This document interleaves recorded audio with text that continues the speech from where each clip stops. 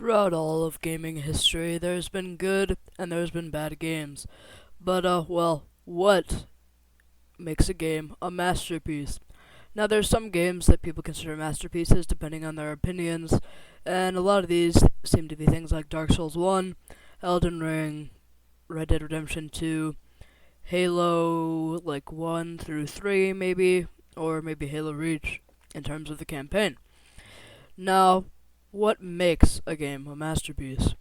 Now, what Red Dead Redemption 2, Halo 1 through 3, Elden Ring, and Dark Souls have in common is that they're fun.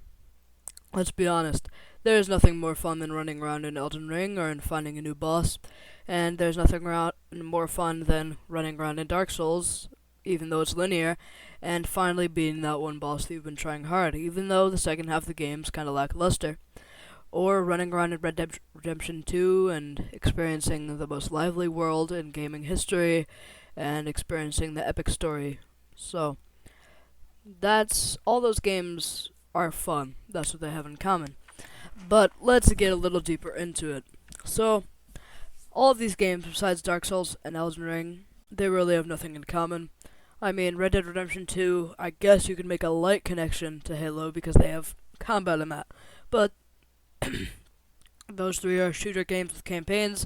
Red Dead Redemption 2 is like a Elden Ring is a Souls-like, just like Dark Souls. But what I think these games have in common is that they're all good at what they do.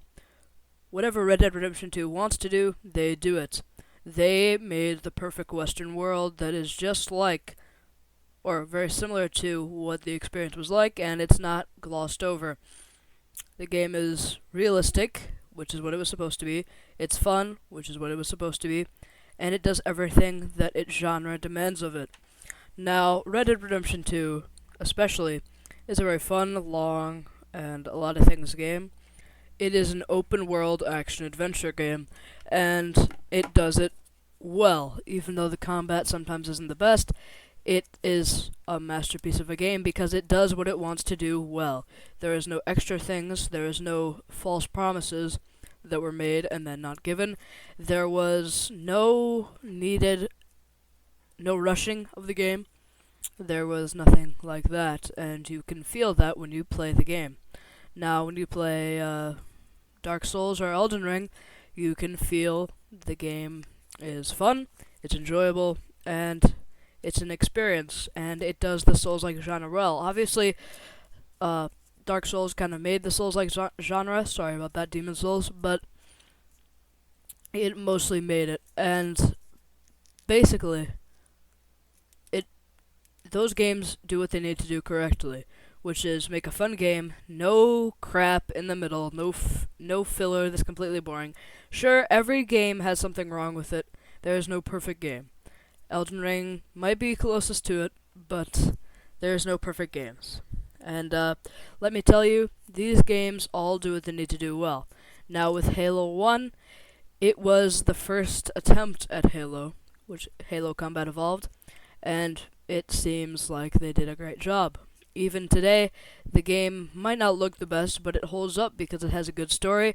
The combat isn't bad by today's standards. Some Call of Duty games have worse combat today. But all these games do what they need to do. They do it well. They delay if they need to, and they get it done. Now, when games start to fail, they do the opposite. They don't delay their games, like Starfield.